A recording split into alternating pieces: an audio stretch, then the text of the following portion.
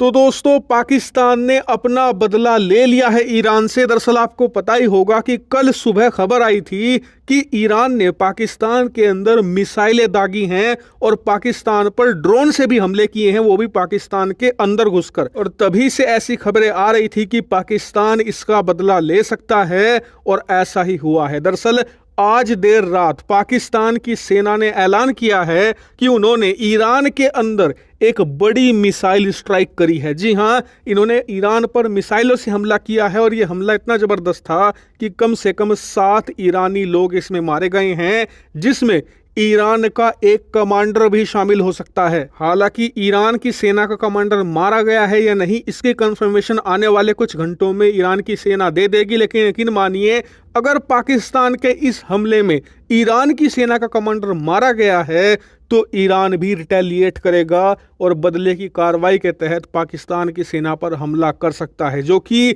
युद्ध का आगाज हो सकता है ईरान और पाकिस्तान के बीच में। हालांकि पाकिस्तान कतई नहीं चाहता कि उसका ईरान के साथ युद्ध हो, इसीलिए ईरान पर हमला करने के बाद पाकिस्तान की सेना ने कहा कि हमने जिस ईरान के इलाके में हमला किया है, जिसे ईरान सिस्तान कहता है और पूरी दुनिया उसे ईरानी बलूचिस्तान कहती है, असल में ये पहले बलूचिस्तान का हिस्सा हुआ करता था लेकिन फिर बाद में ईरान के हिस्से में चला गया। इस इलाके में हमने जो ये मिसाइलों से हमला किया है, इसमें हमारा टारगेट थे मिलिटेंट। जी हाँ, इन्होंने ईरान की सेना शब्द इस्तेमाल नहीं किया है, इन्होंने कहा है कि हमने वहाँ पर कुछ आतंकी गुट थे, उन पर ये मिसाइलें दागी हैं, हमारा टारगेट वही थे। इससे साफ पता चलता है कि पाकिस्तान ने हमला जरूर कर दिया है अपने देश के लोगों का गुस्सा शांत करने के लिए, लेकिन इस बात का अंदाजा उसे है कि उसने हमला ईरान पर किया है, जो बिल्कुल भी पीछे नहीं हटेगा बदला लेने से। इसीलिए इस मामले को अब वो प्ले डाउन करने की कोशिश कर रहा है, लेकिन शायद इसका कोई फायदा नहीं मिलेगा पाकिस्तान को, क्योंकि आपकी जानकारी के लिए बता दूं कि ये हमला होना ईरान के लिए बहुत बड़ी बात है।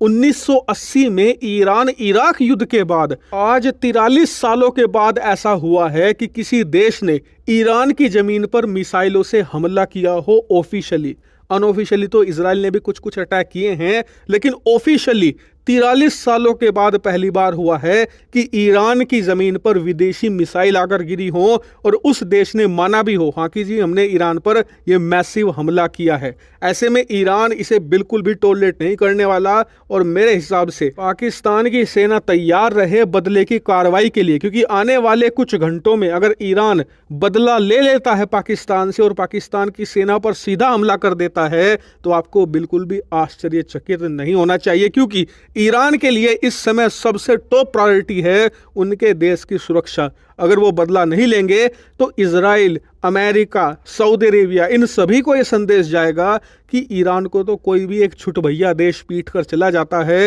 ये कुछ नहीं कर सकते। ऐसे में अपने दुश्मनों को भी संदेश देने के लिए वो पाकिस्तान से बदला लेने की पूरी कोशिश करेगा। और अगर ऐसा होता है तो दोनों देशों में भयंकर युद्ध की शुरुआत हो सकती है और ये युद्ध वाकई में भयंकर होगा, क्योंकि परसों जब ईरान ने हमला किया था ना पाकिस्तान पर, तो उसने ये नहीं कहा कि उसने टेररिस्ट मार गिराए हैं, उसने कहा था कि हमने सुन्नी टेररिस्ट मार गिराए हैं। अब जैसा कि आप जानते ही हैं कि ईरान एक शिया बहुल देश है और पाकिस्तान एक सुन्नी बहुल देश है और इनकी लड़ाई जगजाहिर है। ऐसे में ये लड़ाई भयंकर रूप ले सकती है, क्योंकि दोनों ग्रुपों के बीच में जो हेट है वो एक्सट्रीम लेवल का है। लेकिन आप में से कई लोग परसों से ही मुझसे एक सवाल पूछ रहे हैं कि यार, उधर से ईरान ने हमला कर दिया है तो क्या इधर से भारत को काम पर नहीं लग जाना चाहिए, क्योंकि कश्मीर के अंदर पिछले कुछ दिनों में काफ़ी आतंकी हमले बढ़े हैं, तो क्या हमें भी एक स्ट्राइक नहीं कर देनी चाहिए पीओके में? तो देखिए, इस पर आज शाम को हम डिटेल से बात करने वाले हैं। ये भी देखेंगे कि क्या